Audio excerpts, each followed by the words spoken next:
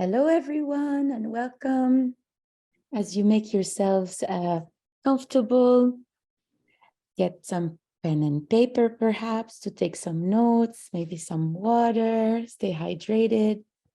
I just wanted to give you a little housekeeping rules of our Open EDU. Oh, Suleiman, you are here. Wonderful to see you. I encourage everyone to use the chat as a Slow Factory tradition for Open EDU to just tell us where you are signing in from. If you know the indigenous land you are on, please let us know in the chat. We are so excited to having you today as part of this amazing class with Zaya Ribeiro, who is one of our fellows here at Slow Factory, a research fellow. A little housekeeping rule, definitely if you want to use closed captioning, it's either at the bottom of your screen or at the top if you're in full screen. And welcome to our American Sign Language interpreters, Gray and Jeremy. Jeremy is here starting today from Flamingo Interpretation, the group that we are partnered with. We love Flamingo and we are so happy to be partnering with this organization that allows us to provide access to all of our Open EDU classes. And the founder of Flamingo is here with us today, Gray, who will come on camera later. What an honor to have you with us today. If you have any questions throughout the class, please don't hesitate to use the Q&A. I will be here helping Zaya later to manage questions, and use the chat to talk to each other, to share some resources as we always do, just like Suleiman is doing now, sharing flamingointerpreting.com. The organization Slow Factory is proudly a partner of, allowing us to have access to all of our classes with American Sign Language interpreting. If you are not yet a member of the Open EDU group, and this is your first class, welcome. Open EDU is a free, accessible lecture series produced and curated by Slow Factory, and it is free because of generous donations by the Stardust Foundation, the Miller Knoll Foundation, and all of your generous individual donations allow us to provide an honorarium that is way above market to our instructors, that allows us to have fellowship programs such as this one, and allows us to have a partnership with Flamingo Interpreting. So we're very grateful for the community that sustains this open access body of knowledge that we are working towards and creating. Thank you everyone for being here. As you are all getting set up, this class is being recorded, as you all know. Perhaps it's your first time here. All classes are available on slowfactory.com/openedu, I believe, Open Education.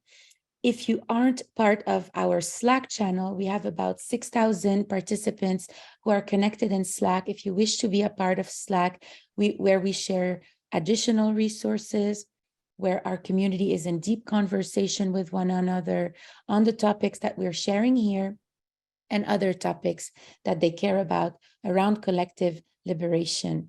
And now, without further ado, I'm going to welcome Zaya.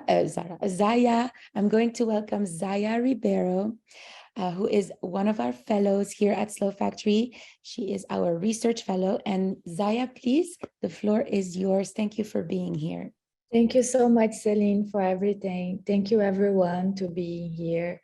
I'm introducing myself. My name is Zaya. I was born and raised in the Amazon rainforest, and I'm bringing today to everyone a little bit of my journey there, and a little bit of what happened inside of the communities and how is our ways of living. And I want to thank very much for Slow Factory to welcome me here and give me this opportunity to be here in this space representing my people. So to start the class, I would love to tell what is an indigenous. Just one second. Let me pass here. Oops, it's not. One second. Yes. Quick words on what is an indigenous and its people exist in a land from the earliest times or from before the arrival of the colonists. In resume is that we are here for millennia of years. We are here before everything. And as my grandmother used to say, we are here for give back the humanity when everyone will need in the end. And what is sovereignty? It's here means the territorial integrity and the capacity for indigenous to take decisions related to the territory that we are living in. And why Brazil? And it's because Brazil represents 16% of the Amazon and holds 1 million indigenous and more than 300 ethnicities. Sorry to cut you, Zaya, 1 second. Of course, today it's Mercury retrograding and we have a little technical difficulty where we can't see your screen. Your screen shows an error. If you don't mind just maybe exiting the full screen mode and coming back, it's no problem at all. We are all here waiting for this little restart. Now we see a few important words. What is indigenous? Now we're seeing the screen. Thank you so much for your patience, everyone, and let's keep going. Thank you, Zaya. Thank you. Yeah, so explain that. And we arrive in these numbers today of having 1 million indigenous people in Brazil, but actually before we are more than 50 million indigenous from more than 500 different ethnicities. So we have in base like 200 different languages, native language that our elders and the adults passed to us, this generation. I would love to start with my story. I come from a lineage of shaman women. My grandmother, she still lives in the Amazon. She lives in an isolated community and she lives in Machadinho do Oeste. I was born in Rondônia, Porto Velho, and I grew up, run away with my mom and my grandmother between the cities, Ji-Paraná, Ariquemes, until that I passed one part of my life where I grew up. And Humaitá is another side of the river, Rio Madeira. And growing up there was, I think, I don't know how to explain, but it was like the first phase of the game. When we born in the survival mode, and we are always like just learning that we need to take care of the nature. We are here for bring the message. We are here for something much more than this part of mix of energy, time, and what dimensions, what is life, what is not life. And actually for us, everything is life. Even the nature, every single being in the nature, it's a very important life for us.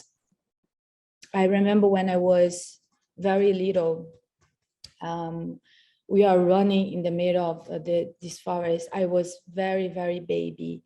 And I saw when we come back to the Oca, and then my grandmother was on the floor and she was screaming as she's losing her daughter. And she was putting her, this part of her chest on the floor, like screaming. And when we look, was just fire in our front, and seeing like everyone devastating, the men, the kids, everyone running. We would know what to do. This is also like a part of my life that I have now in a really, really like healing process to put out the things that I passed there. And actually many indigenous and young indigenous people passed there, and we're still passing until today. And my first experience of being in the middle of this violence, right? Because I saw many women passing violence and passing discrimination, and the violence is like seeing the men really like beating on them and putting us on the floor and say that the land don't belong to us, saying that we are there, but that thing what we are fighting it's not enough. Really like mad and angry men trying to expose us from the territory where we are for a long time. The ethnicity which I come from, Kamurapi, today is an extinction because I grew up in this kind of nomadic way where we saw like the elders going out and coming back. And when we start to go to different communities, because we don't have our own community because they took from us, was completely desperate time. And my grandmother, she's still in isolate condition. And my mom, she moved to the city when I was 4 years old, 3 years old.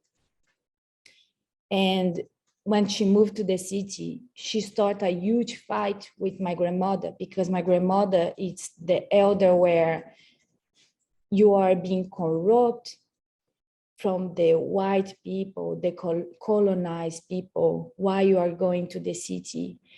And has very contradictions where, of course, my grandmother was around of men, indigenous men, and also my mom, when we passed for all this bad reality of facing the loggers, facing the miners, my mom, she saw herself in a situation where I need to do something to raise my daughter.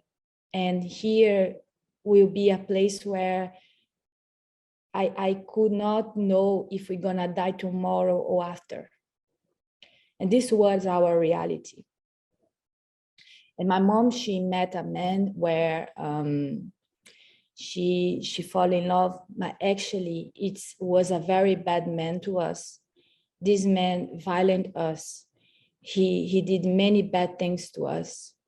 And actually my mom was trying to running out of a trauma with my grandmother, and she left my grandmother alone.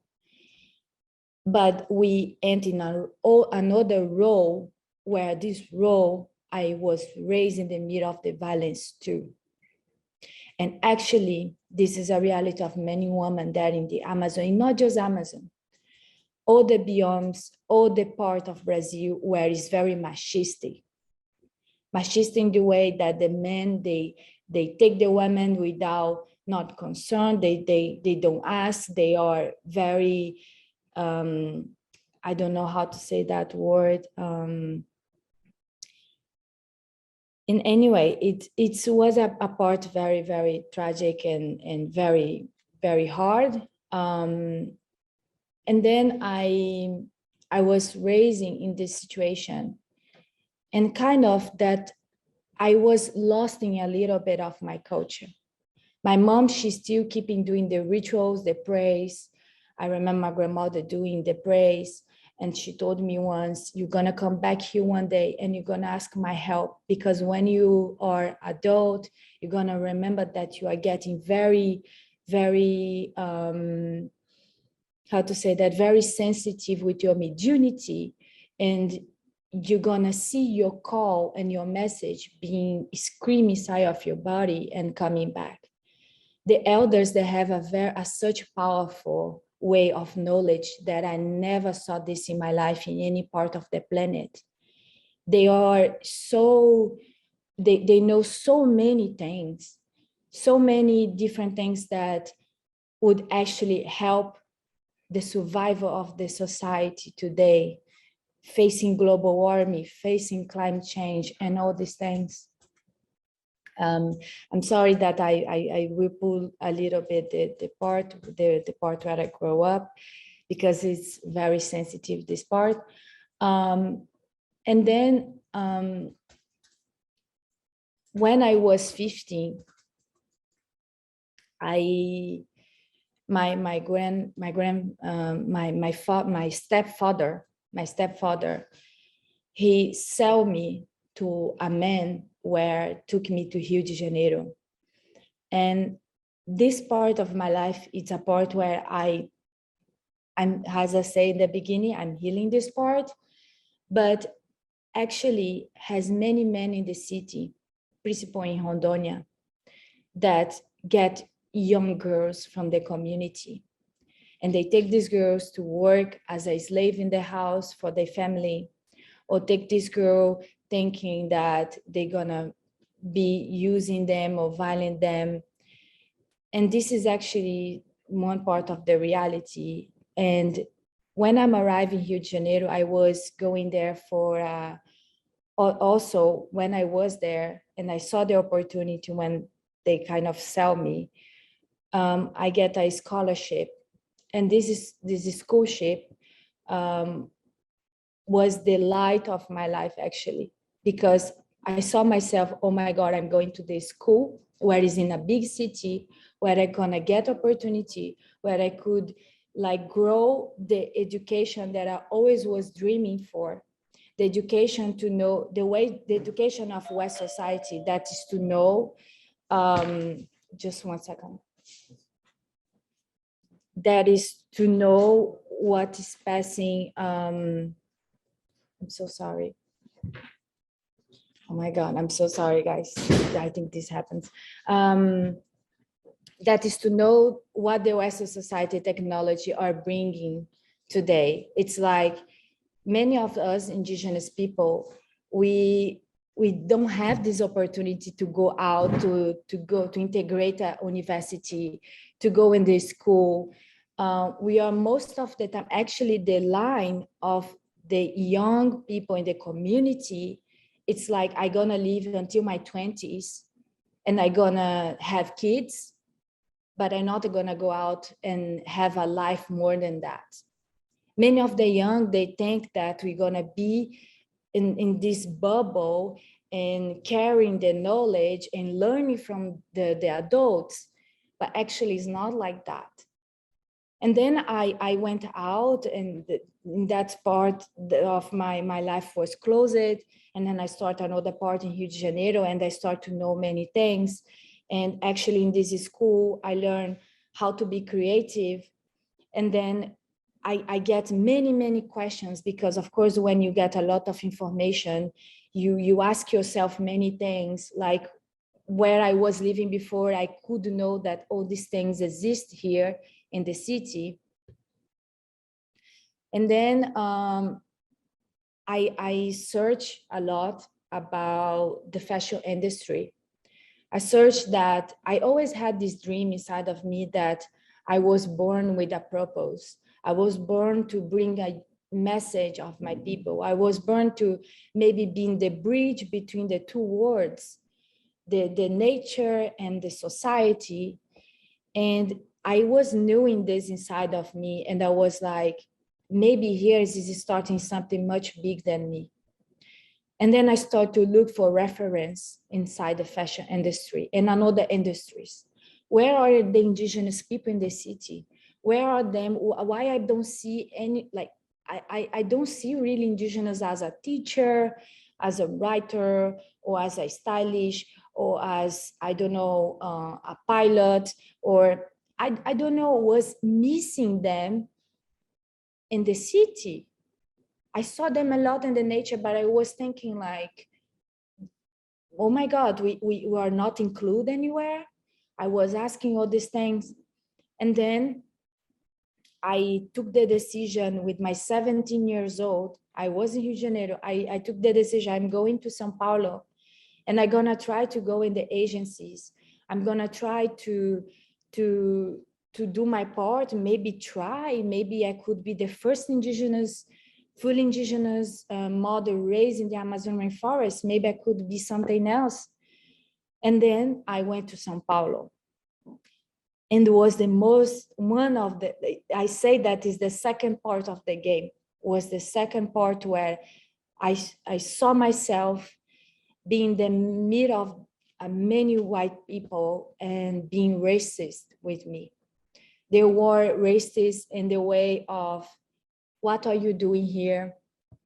Where you come from? You live just in the forest. At that time, I was extremely simple. I really had like, I don't know how to explain. I really don't have, I had these jeans for 5 years, you know, I was very simple there, but I did realize that they could judge me by the clothes that I was wearing. And in my head was this contradicting where, why these people are judging me, why they don't want to know me or know a little bit of where I come from, why they are just asking me questions that doesn't matter in the end. Okay, I'm new here, but I could be developed to become something else.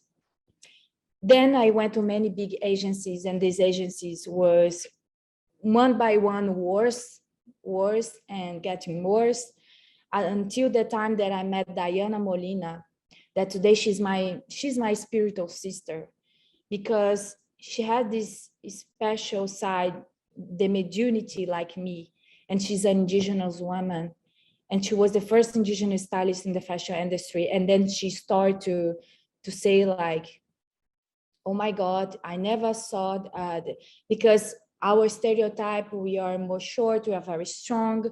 And she said like, you are so different. You could be something else. I could help you. And then she developed me to become a model, to raise, like to put my voice in the place where I could bring really the message. And then when I was 18, 19, I closed a huge contract with Ford Models. She was all the time with me at that part. And then I, of course, faced the part where the agencies, they are moved by the clients that are from magazines, for brands that don't really understand how to change the stardom. And the stardom is white girls, tall girls, blonde girls, but not an indigenous women. Even if I'm skinny or tall, for them was not enough. And then I passed for all these things, and I was, of course, questioning. And then actually, I started to, in the middle of the studies, I started to understand that fashion industry was the second pollutant in the world, that was being one of the huge like topic of that is doing the pollution, you know. And basically fashion moves everything around, moves everything. So then I start to discuss everywhere to casting directors, please help me. I want being include. I want being in front line of the inclusion of the women. I create a collective of that just include indigenous creative. And then I was like at the moment, the last year, where the beginning of the year, where I was like in Brazil, it's just repeating the same colonized part where they are being racist without not growing up, without not like open their mind, without not changing stardoms. And then I was like basically thinking that West society by the colonized took a lot from us, but maybe that is the place where I could raise my voice and try to do something to not just protect my people, explain what they are passing with all the deforestation, all the grabbing, the mining, and everything that these huge companies outside of the society, in the West society, are impacting in indigenous life with the deforestation. And we have a lot of traditionals and spiritual connection with the territory in the lands, because we have these special medicines where we we have special medicines where we connect with another dimensions. And what this means, it's we are there for so long that the elders know that this medicine can cure you from, they can cure you for something, from disease, can take care of you of something that you are not understanding your body or not feeling well. It's like a part of healing that we have a whole knowledge on that. But when the deforestation cross more than 1,000 miles of kilometers, and we see the fire and everything, just passing our head, oh my God, we are losing something that is part of us, is part of our culture, is part of who we are. We are part of this land. We are the guardians of the place. We take care of so long this place, but it's not just for us, it's for everyone. And then we are facing this part where we are going even more deep in our beliefs, where we are just here taking care of that, and why the people is not by our side taking care of this, why the people are not thinking that we are much more than the guardian of the nature, you know. And we go so deep in answers to bring message in another dimensions. I saw many times when I was a kid, leaders doing yopo and doing another different rituals where they are connecting with the deep self souls with another dimensions, and they are bringing message. And sometimes we have message that we cannot even share with another people, you know, we because it's just part of our culture. And we see ourselves in this risk where we have afraid to share too much, and then we become studies, you know what I mean? Like people start to study us because we have all this knowledge about another ways of life or another lives, because we are not alone. And this is one thing that people, I know that it's a lot of information what I'm saying, but it's the truth. And we just want to have a way of people spraying this message into the world that help us to save the last native tropical forest alive. This nature, Amazon, that another biomes in Brazil fits the Amazon actually, because it's very important another biomes to like Pampa, Mata Atlântica, Pantanal. It's all a part of our one ecosystem. This ecosystem brings oxygen to this part of the world, and it's so important. It's so important that not just our traditional and cultural side, it's important that we save also nature.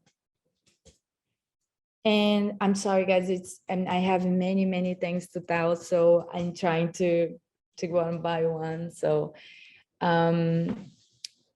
we also, let me just break up here for a second. The situations where we have facing today, the situation where we have facing today of governments and industries not looking to our side, it's so devastating, you know. It's so sad, because once that they do deforestation to grow the economy, they are killing lives, and not just our life. Because one side of this group of men that are demanding to go do the grabbing in the indigenous land and invading the territory, they have family. There are people that come back home, but they are demanding from the madmen that are in a high position in the industries. And it's a whole thing that is global, is consumed by this ego where we need to rotate the economy. But if you will stop to think, the resources that many industries took in another part of the planet, these resources are gone. They don't exist today anymore. These resources are, it's so finished that now I see many industries desperate to get one place where has the resources. And everywhere that I go, and I see people talking about Amazon, it's so, how to explain that? I see people talking so much about all the organic resources that we have, but they are not thinking like, today resources arrive at that point of very rich resources. Before there has someone taking care of that, the guardians of nature. For example, you are in New York City and you see this huge tree of, I don't know, 80 meters, very high. In the Amazon, we have more than, I don't know, 20 million trees of that high. But they arrive healthy on that high, the guardians of the nature, the indigenous people all take care of that. We take care of the nature in the way that she's growing. Also, when we do our sustainable ways of living, that is hunting, fishing, we give back to nature also. It's very important this, because one of the miners, for example, the Yanomami communities, when the miners, they go there to take their gold, because the land is so rich that itself, it's growing gold there.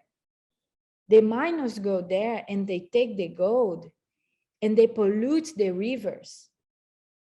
And then for us, it's the worst thing in the world, because we cannot get natural food once in a week to survive, to live.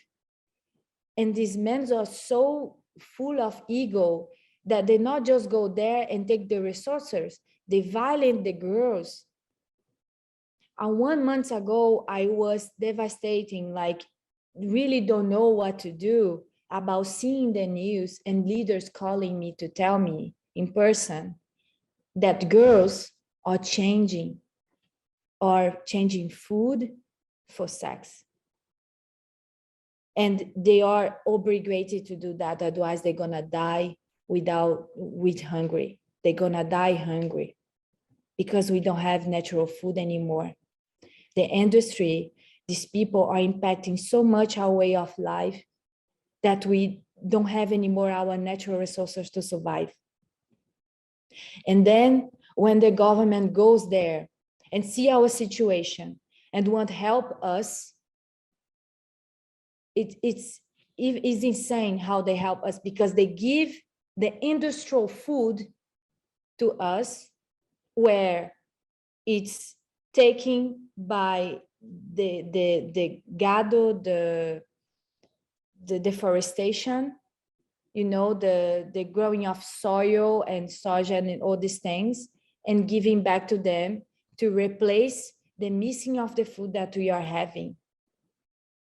And this is so serious, like we are lost in this balance in the planet. Deforestation is happening now, like for more than three centuries, like 30 years. So it's very serious right now, how we need really everyone together think and understands the indigenous side and listen to indigenous people, put indigenous people at the place where we do the make decisions by the side of governments and institutions, because we know how to bring solutions for the sustainable side and to save the planet. Let me just pass here. Our words are at war. It's true, yeah. Our words are in the war, because this balance are impacting our lives. And I can even not imagine how it's impacting the lives of the indigenous and Aboriginal people of Africa, Australia, and other parts of the world. And we don't have today, we need to understand that the economy is growing in the side of the rich people and the powerful industries. It's not growing economy to give back to the poor countries, to give back to the communities that really need help today. And not just indigenous communities, the poor communities across the globe that are needing help right now. And we have many we have many solutions in our traditional ways to live in harmony with nature. Because as we see ourselves part of the nature, we are seeing that that part of nature, it's us, and we are taking, but we are giving back. You know, once that our presence is there, we are trying to stop these miners and loggers to cross the territory and taking our resources and killing like other and other animals. So let me 1 second, let me come back here. And one of the solutions that we have is, for example, hunting and fishing. We fish one in the week. Sometimes has isolated communities that fish more than one in a week. But we fish in a way where the river is not fully impact of, I don't know, like a market, you know what I mean? Like that goes, these industries go there, like in Alaska, they take all the fish, the salmon, but then do the disbalance in the ecosystem where the whale has not what to eat and the fishing is missing. We do in a way that we don't impact so much. And we also are feeding ours, continue living there, and then yes, and then we are not impacting. I'm sorry, it's too many things. I'm sorry. There's our rights resources. Okay. Celine, do you? Yes, I'm here. I was just writing for you to not to worry. You know, we are so honored to have you. It's very interesting. I'm seeing the comments here. Everyone is taking the story, digesting the information. Tell me what It has so much things that I want to share also too. It's just that has many things coming back in my mind, and the just 1 second, how I think I did something wrong here because I tried to answer the questions. Which question? The Q&A? Yeah, and then actually my screen is not working anymore. I don't know what happened. Just okay, if you can close your unshare your screen and come back, we can still see your questions and contact. We saw you going through the slides, but if you want to stop sharing your screen and coming back and sharing the screen again. I don't know what's going on. Why is not working? Oh my God, I'm sorry. I'm trying to just this part. Okay. Okay, what's going on? I'm so sorry. It's no, don't be sorry. oh no. It's all good. And again, your presentation is so important and so thank you so much. I tried go to back a couple of slides, because there was a slide where you were showing women in it was a group photo. Yes, is this a part of the solutions of the ancestor future? I'm just Fabrice, if you can come back to help us with the going back slides. working. Oh my God, what's going on? It's okay. You know, Mercury is going retrograde tomorrow, so we're blaming it on Mercury. all the technical difficulties that we have faced today. I'm trying to figure it out here. Oh my God. You're trying to go back to a few slides before? Yes, few slides. This one, yes. Yes. So Thank the you. sovereignty and the whole of the women.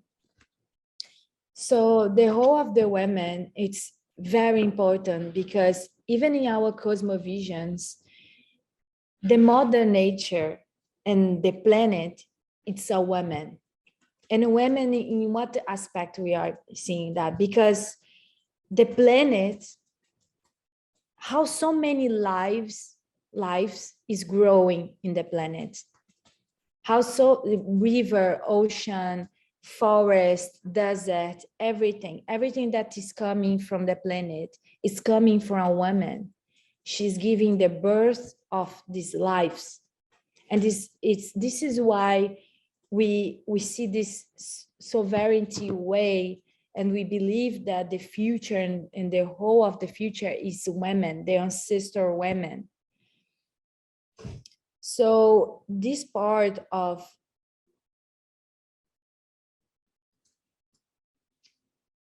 one second.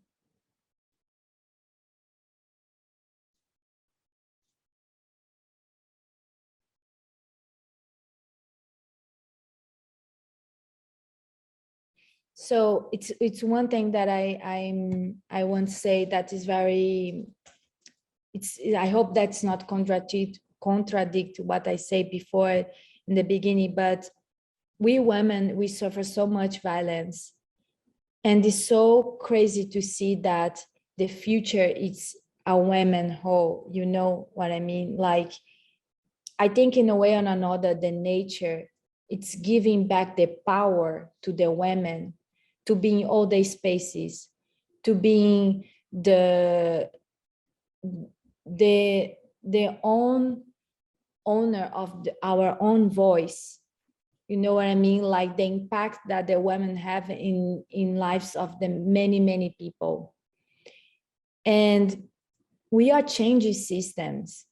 We are changing, with not just with the feminist side, we are changing everything today. And I used to say that if without the women, this is why we need to protect so much our women, because it's so important that we are in a comfortable, without any violence, without any tricky situation, without any discrimination, to live our lives in peace, to give more lives to the earth, and solutions also. Solutions that we could stop this huge impact of the climate change, because we know how to just this in the right way. And we have many initiatives that we see across, not just in America Latina, but in the global. Women start institutions to take care of another women. But we don't think just about us, we think about everyone, even the men. And it's very crazy to see it, that has a lot of men that are leaving this masculine side to even join us in this fight of life, you know. So I think Celine, just one second. So I say a part of everything here. Actually, for everyone that is here, I would love to say more and more things. I have a lot of things to share, but also as I'm learning English, it's very difficult to pass all the knowledge that I have about many different things and go deeper in the topic.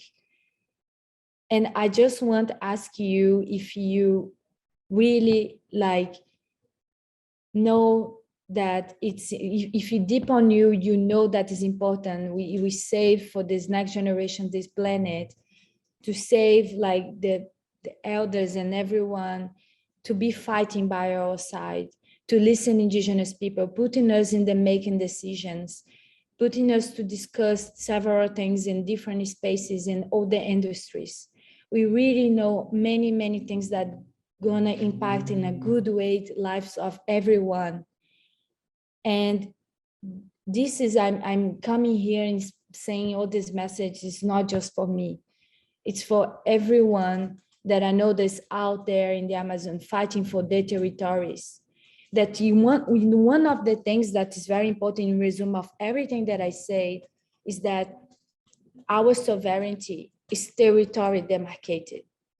Our sovereignty is when we have, is when we are not just living in peace in our own territory, but is stop to because we go in front line and we give our lives to not thinking twice. And people from this society sometimes don't understand what is there, what is really is going on. So I just ask that everyone that could do everything that is possible to help us to not just be included, but being talking, passing messages, or talking our cosmovision, talking about our ecological knowledge, talking about everything everywhere. I hope that I can have another opportunity, another time also to come back here when it's more mature, all the ideas and everything, and bring to you guys everything in my perspective of seeing life and everything. And Celine, do you want? I'm here, I'm listening. I'm not on camera, but I am here. And thank you so much, Zaya. Of course, you are coming back to make a part 2 and a part 3. And everyone, please stay in tune because Zaya is writing at the moment her research that will be published as part of the residency of her fellowship at Slow Factory. And this class was an introduction of her work that is going to go in depth in the research around. Do you want to talk a little bit about your research, Zaya? Yes. Yes.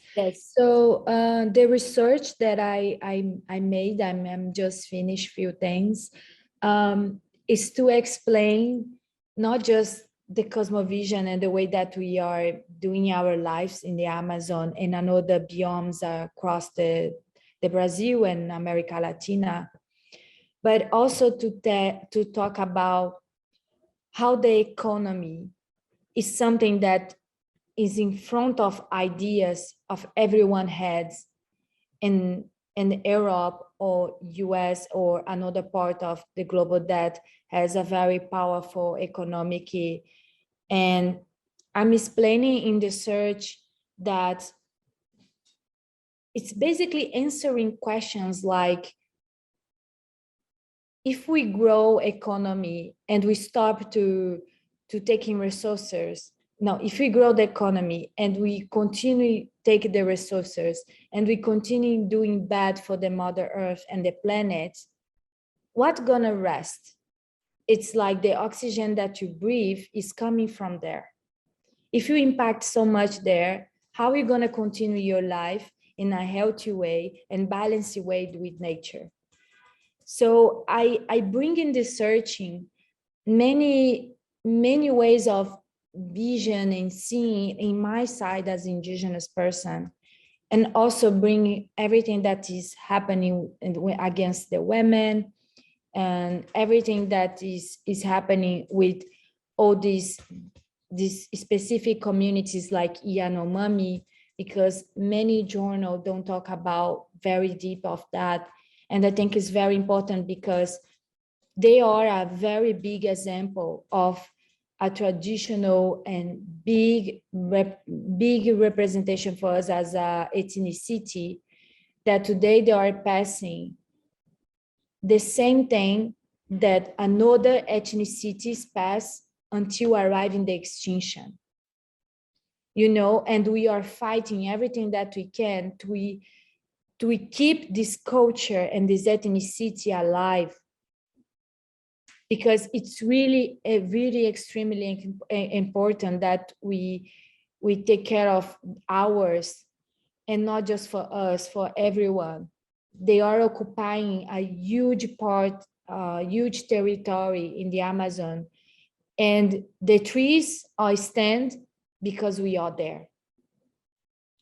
So in the searching, I'm bringing this mix of questions and like facts that what is really going on.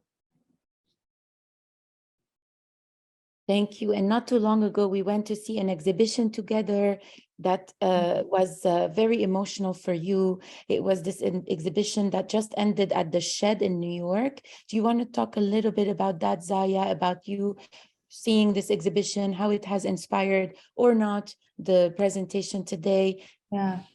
Yeah. So a lot of ethnicities have a very way of seeing. So if you can imagine that, for example, my ethnicity Guarani, we have a lot of different cosmovisions, different knowledge, different way of seeing things. I think each ethnicity has a way of seeing. But the one thing that we have in common that is very powerful, it's our connection, not just with the land, but with everything that nature gives to us, like medicine, you know, like for example, through medicine, like Yanomami, they do, it's we connect through seeds, through plants, drinking that to connect with another dimensions that we get answers how to behave and how to be in this planet where it's so poisoning, you know, and how to be facing all these problems that we are facing today, what we can do, what we cannot do. And for example, we have also like sananga, that is a kind of poisoning that we put in our eyes to hunt. And when we hunt, we can see kind of the same vision of a tiger. It's very crazy, but these are the kind of medicines that we have, and it's so powerful. It's not like it's a different than ayahuasca, of course, but it has many different medicines like ayahuasca that are there, and we are trying to protect, we are trying to keep our beliefs. And now we are in the part of this generation where the price to pay for representation is the slow disappearance of the culture. And I keep thinking like we don't want our culture to disappear and nothing like that. And now that because we never had any opportunity, now we are trying to face the opportunities that we are having without not impacting our own ways of living in that community, you know. And the Yanomami exhibition for me was an open door to people really see how is us there, see how we do our things in a way that is so pure, is so beautiful, is so magic. And it's also to people understand that if we keeping like killing or doing discrimination against indigenous people, we're gonna lose all this culture, the native culture of the planet. Because it's really, this is what really matters here in the conversation, when they bring this position, when they bring this powerful way in pictures, you know. And yes, the technology has been, I think, has a bad way sometimes, but has been by our side as we are using as a weapon. Before we did have anyone going there taking pictures of our traditions, and now we have even this door open here to another ethnicities that can have opportunity to also come here and expose a little bit of how is our reality out there. So for me, it's very it's very important. I was very emotional because I even saw the drawings of Juana that went there to, she's come from another Yanomami community, but it's so beautiful how the drawings is really telling how the elders feel what they see when they are in another dimensions, when they are experience another way of life fitting their soul, you know. Yeah, it was very beautiful. I was trying to find the link, so if I'm gonna find it in a minute, just so for people to see a little bit. I think the exhibition is over, but it has been an exhibition that was repeated. So I'm gonna try to find the link so you see visually what this exhibition is about. Zaya, there are two questions in, now 3 questions in Q&A. One, is Casa de Mujeres connected to the Yes. Mujeres Amazónicas? Yes. Yes, yes. I think they actually have a represent a person that represent them, Casa de Mujeres. But I can actually send, or I can put in my profile on the sovereignty post the link to go to, or the contact that they have to connect and try to help them. Because also it's like you can help in many ways, you know, the institutions and ONGs that are not profit, that take care of indigenous women. You can be volunteer, you can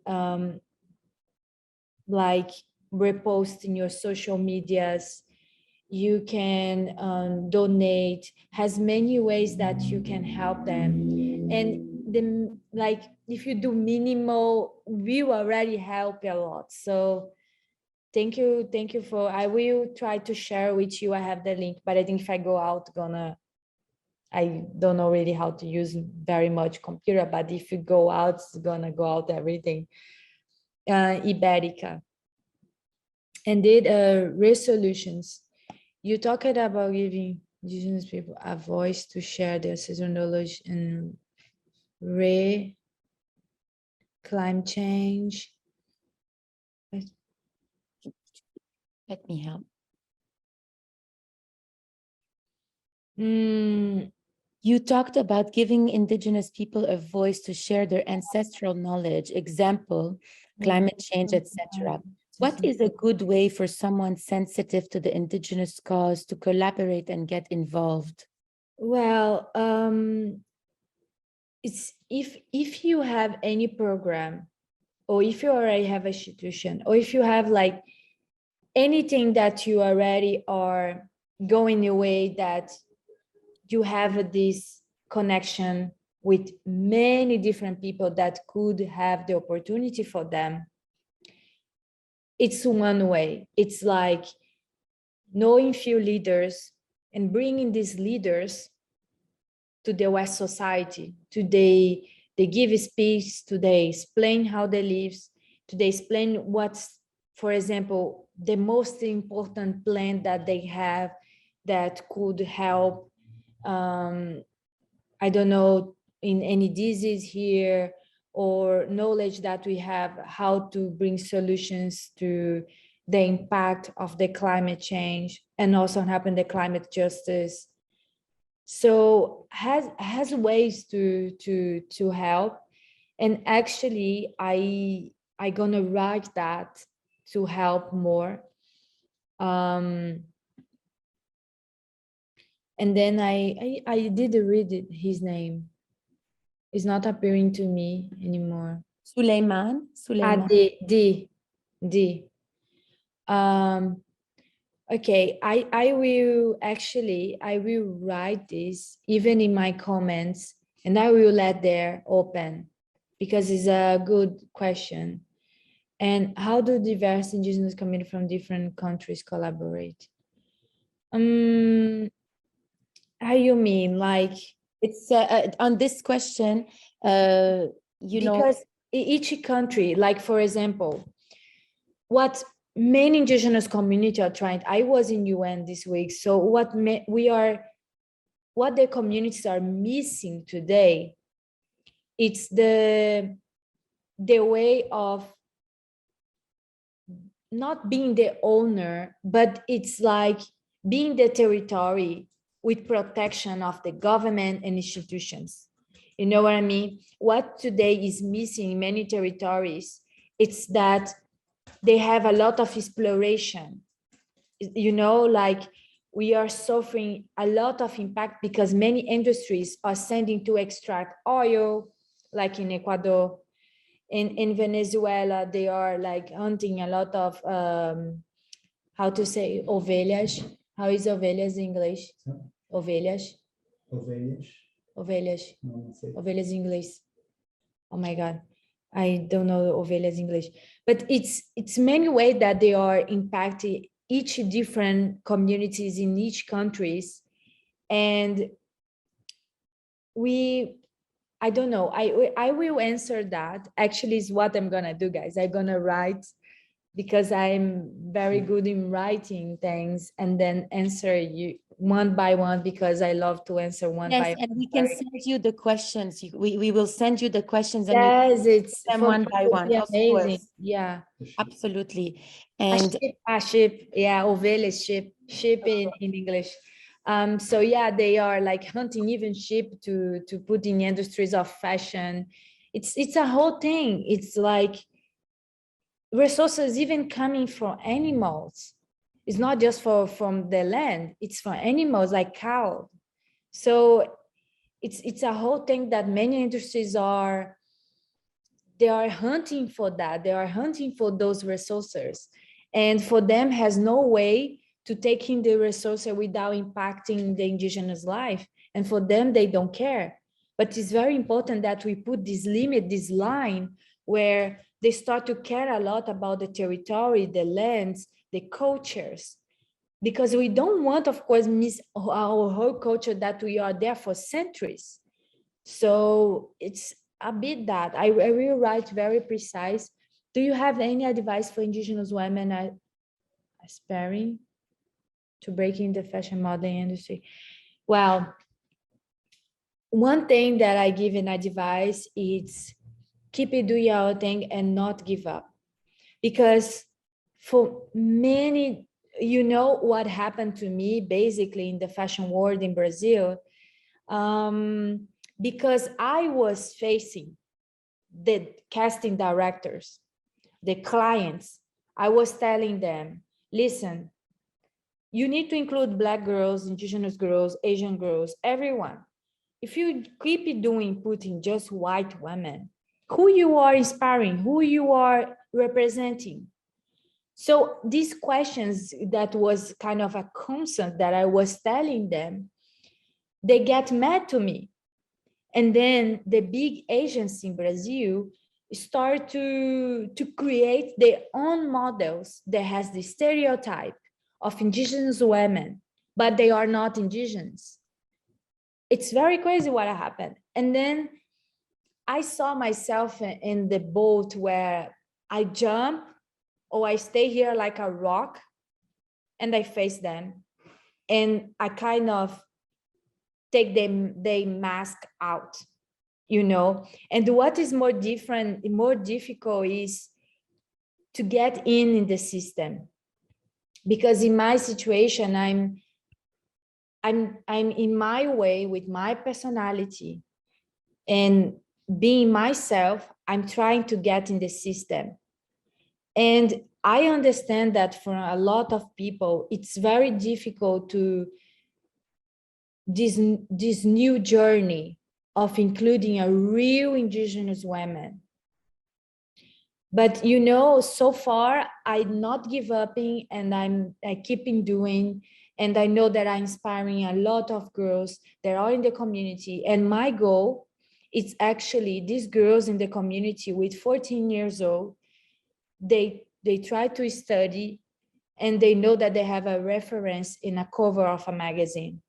This is my goal, is these girls seeing that they have an indigenous woman out there And this woman inspired them to become something much, much better than they dreams. And this is one of my things that doesn't let me give up and bring like more myself, more my culture in this industry, that it's needing a lot of that. Are you worried about cultural exploitation? I'm trying to.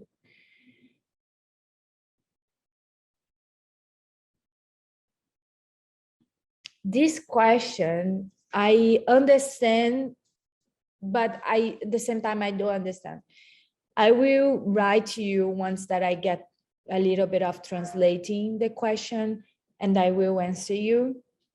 D is now already 2 questions. I will answer you. How do you know being a modern Indigenous activist? Well, it's a very good question. Thank you. I will answer first how I navigate being a modern Indigenous activist. I born activist. I'm born in the survival mode where I was with my mother, my grandmother trying to make me survive because I was just a child and maybe the future of them. And this for me was already my activism side. And what happened to me, my 15 years old, is that I took the courage from my ancestors to go in the West society, to go in the big cities and question the people that are doing decisions to include more of my people. And as a model, it's contradicted that I'm trying to fight for the save of the, I'm trying to fight for the planet, but also I'm working in an industry that it's the most impact one in the whole ecosystem of the planet. So for me, being a model is not bringing just the representative. It's my presence there that gonna make these people, they are already doing the fashion, recognize that, oh my gosh, she comes from the nature and everything, inspire them to become more sustainable, inspire them to not impact a lot, to not waste a lot of clothes, you know. And in my way, I feel that my presence already there, it's something that make them reflect about how she get here and she really doing something good, you know. So it's you know, I deal with this question to myself every single day, how to be a modern Indigenous activist. Indigenous and activist I am already, but being a model is something that I question a lot myself. But it's something that also it's what gonna give me visibility in the future, because how I gonna arrive in in that place where my message is inspired and impact everyone if I don't get this visibility? You know, I step working. It's working step by step that I'm gonna not just with the model taking the visibility to arrive in the goal where my voice is recognized by everyone in this planet. What are you some challenge you? Okay, these questions. Are you reading these questions? Are you worried about cultural exploitation of your ancestral solutions? Or do you invite collaboration? How you mean, like this?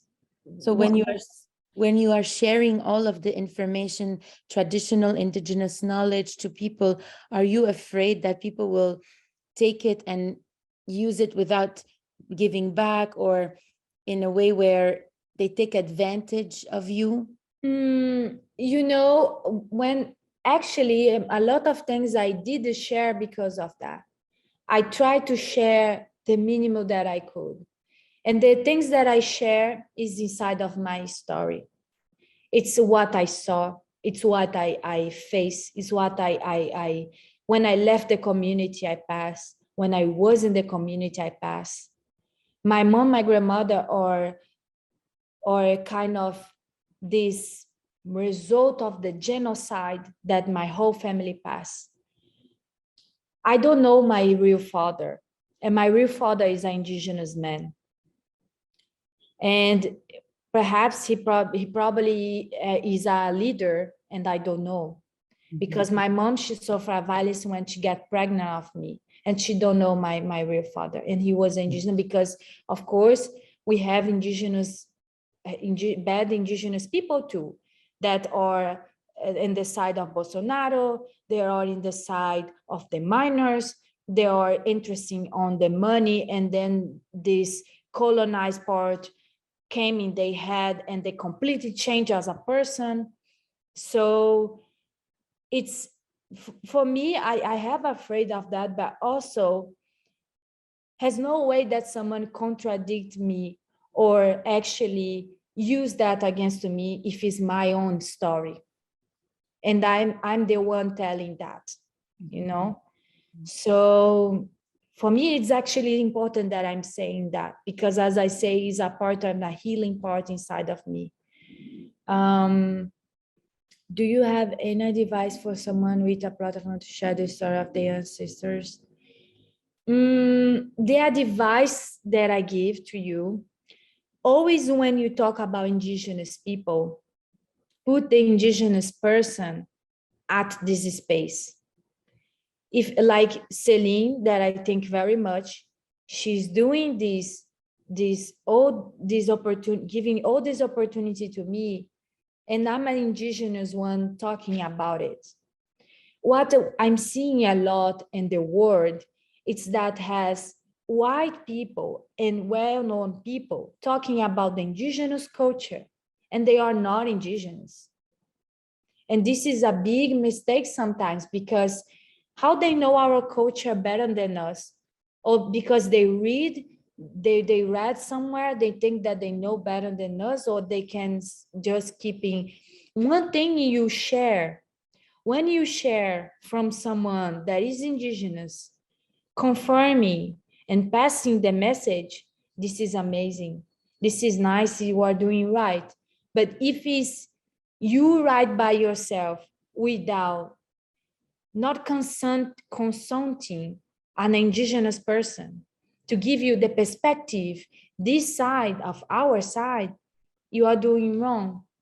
So the advice that I give to you, if you want talking about these topics of indigenous sovereignty, indigenous facing the climate justice, the climate change even, are a part of the topic that we indigenous people are facing and talking a lot, because it's impacted our life out there in the territory.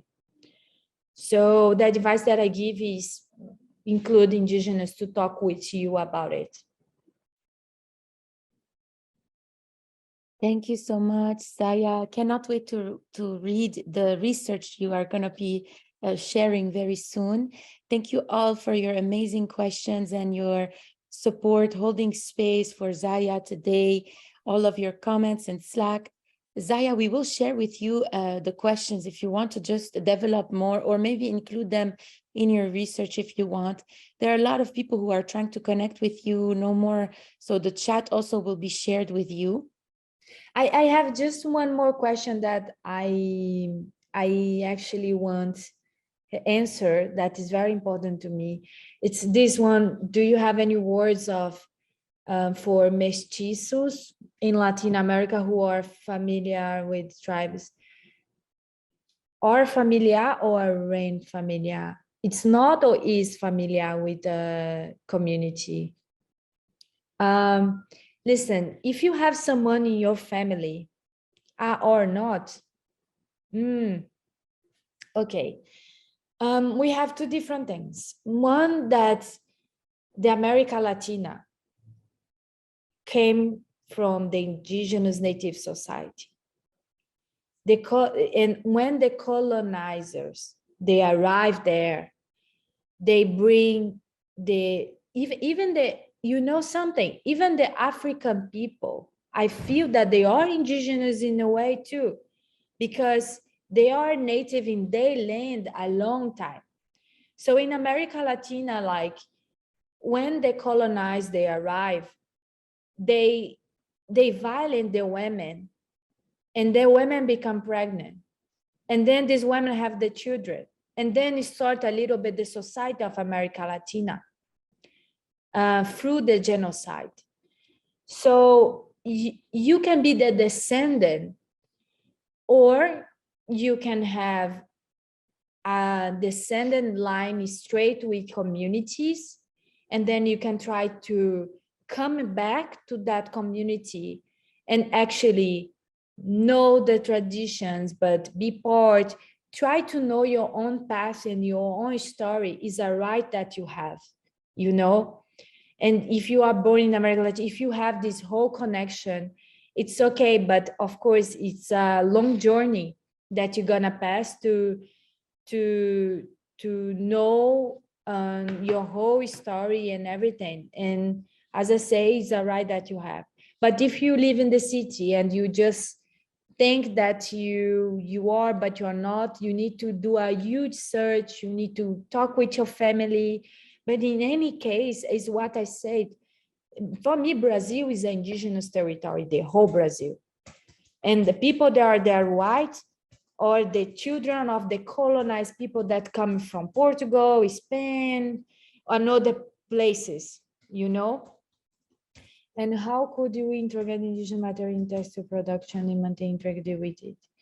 I mean, not exploring, incorporating it instead.